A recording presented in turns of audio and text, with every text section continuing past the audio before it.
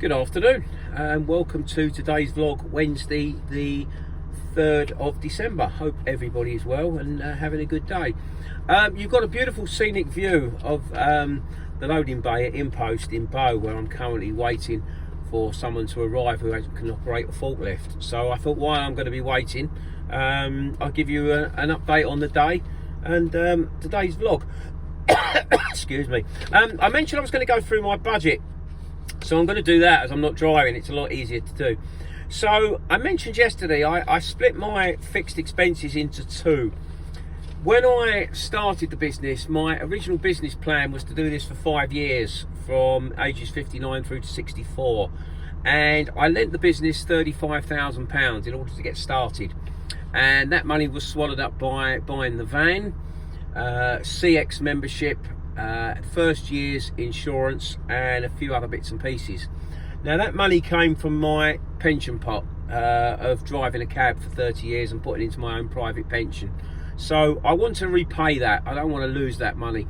So what I do, or what I decided, I'm going to put £600 a month out of the business back into a savings account. So at the end of the 5 years, that will make a nice round £36,000, 7,200 a year, 5 years. Obviously there'll be excuse me, the 35,000 will be repaid with some interest, and obviously the money in the bank will earn some interest. So every month, whether I work 1 day or work 20 days, I'm going to pay that £600. Now the rest of my fixed expenses are then worked on a daily basis. So I mentioned yesterday, I work Monday to Friday. I've based my budget on 46 weeks of the year. That's 2 weeks then summer holiday, 1 week at Christmas, and 3 weeks, 15 days if you like, for odds and sod days off, i.e. like last week when the van was off the road for the clutch. So these are my fixed expenses, and I'm sure you've all got the same, but here we go. And this is all based now, everything's paid and up to date. So this will be, the figures I'm going to give you will be what I'm expecting to pay during the year or next year. So for hire and reward insurance, which starts on the 1st of November, that's paid for the forthcoming year. I budget £1,750 for next year. Goods in transit, that's a nice easy £170. CX, which I renew in February, I was given 3 months free when I joined. That will be 2,040. I joined when I started the same day network courier. It works out £195 a day, so it's not even £1 a day. My Sage accounting system to do my VAT, and from next year to do my inland revenue, is £216 a year. My budget for stamps, now we don't have to spend a lot or send a lot, but I've got a couple of companies. City Vans is one who I do quite a bit of work for, and Eagle Express also I do some work for. I have to post off stamps, so I have to post off the invoices POD, so I need to buy stamps, and there's some other bits and pieces during the year. So I budget £100 for that. General stationery, things like printer cartridges to print off invoices and paperwork and other bits and pens and other bits and pieces, £230 a year. Cleaning for the van, that gets done once a month professionally, cost me £20 each time, so I budget £240 for that.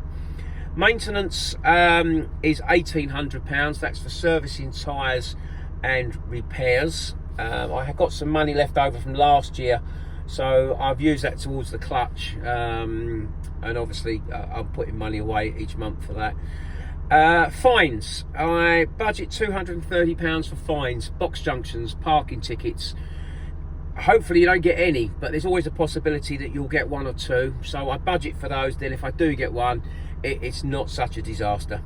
My bank account, I've got a business bank account that costs me £90 a year, and then DVLA for the tax on the van, 345, and my RAC business cover for the van, that'll get me anywhere, as £360.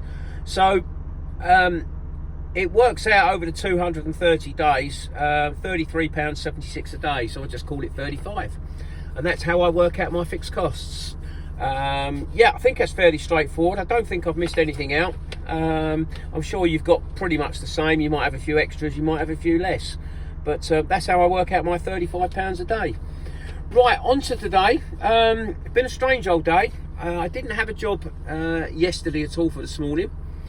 It was a lovely job for me, going from the industrial estate near where I live. I'm 1 minute away from eCourier, and as I've mentioned yesterday, they don't like paying.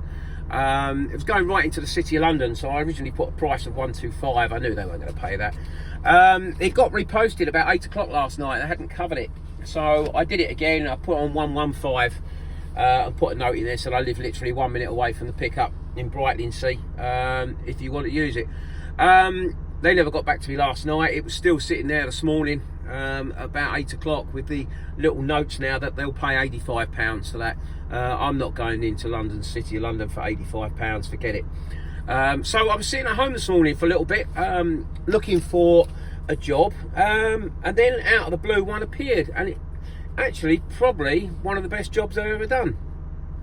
It was a large van required, going from Colchester, CO4, to Erith in Kent, 59 miles.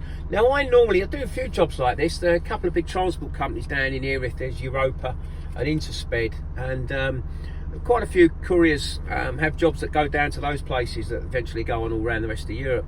So I normally charge £80, maybe £90 for that tops. It was actually offering me £130 to do this job. I have no idea why.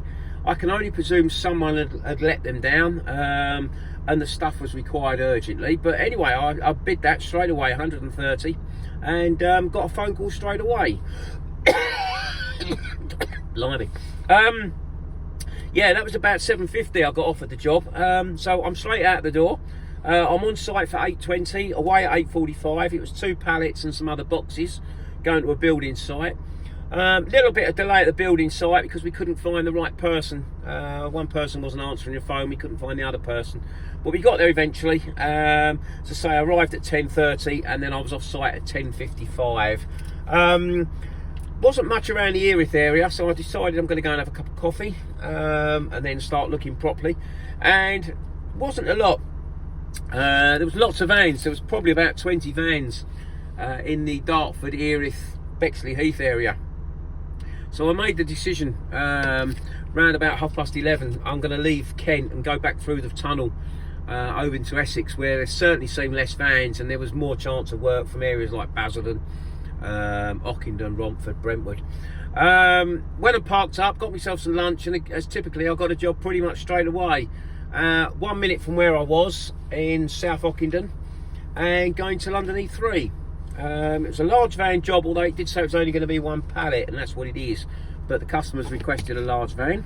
That is, blimey, excuse me, sorry about that.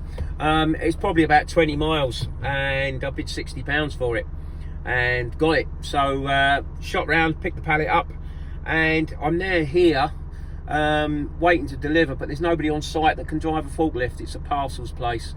So I think I've got to wait till 2 o'clock till somebody comes in. Customer is aware, so obviously if there is any waiting time, they'll stick that on. But that's, I think that's going to be it for the day, to be honest. From where I am now, I can get back on the up towards the M11, A12 and then M11 and make my way home. There's a couple of jobs up in Colchester at the moment that are for picking up this afternoon for delivery tomorrow that I could do.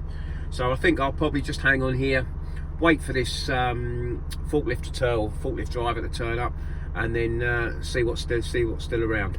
So that's it for the day. I'm happy with that. 2 jobs, £190.